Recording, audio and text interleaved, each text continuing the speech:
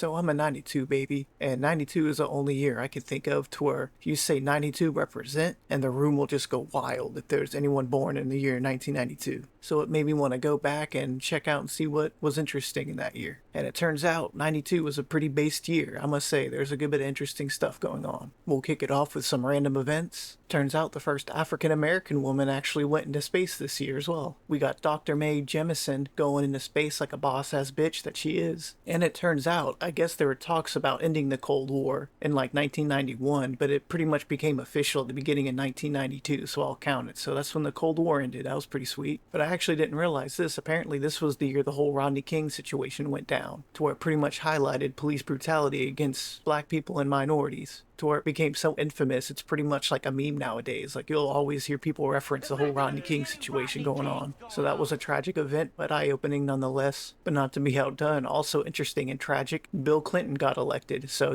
there's that, one of our first meme presidents.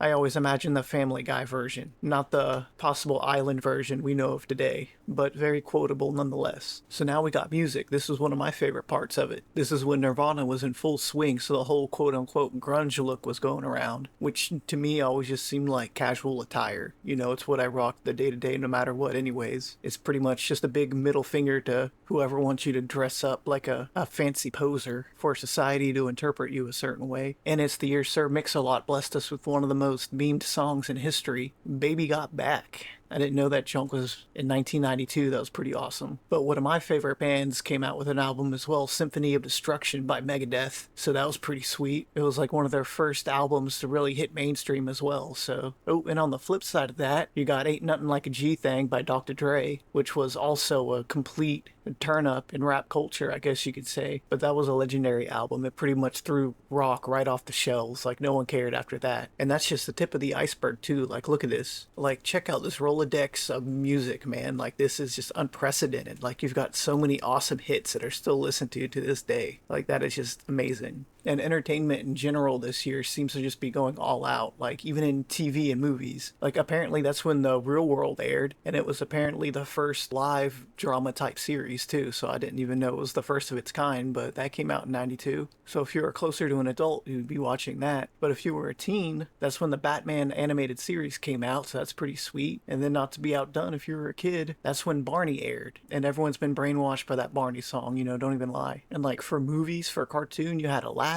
Dude, Sister Act came out in 1992. Dude, I haven't seen Sister Act in so long, dude. OG Whoopi Goldberg was just so meta, dude. She's so funny. But yeah, check out this Rolodex of movies too. Like, it's insane. See, like, look at these hits. How do we even compete with that? It was especially good for the horror genre, it seems like. But yeah, dude, there's so much good entertainment this year. And with technology really setting the world in a new direction, dial-up internet was actually made available to households in 1992. I didn't know that either. Which was, of course, followed up by Microsoft 3.1. So households, schools, everywhere was finally getting access to the internet and really tapping into its potential. So that was a pretty sweet year. And apparently the IBM Simon smartphone was made available or created. It was pretty much like the first smartphone ever created. So that's pretty cool. So yeah, 1992 was a pretty interesting year apparently. So as birth years go, I'm pretty content and have some pride in my year. So if you're a 92 baby, represent, let me know in the comments, and hope y'all learned something today. Y'all have a good one.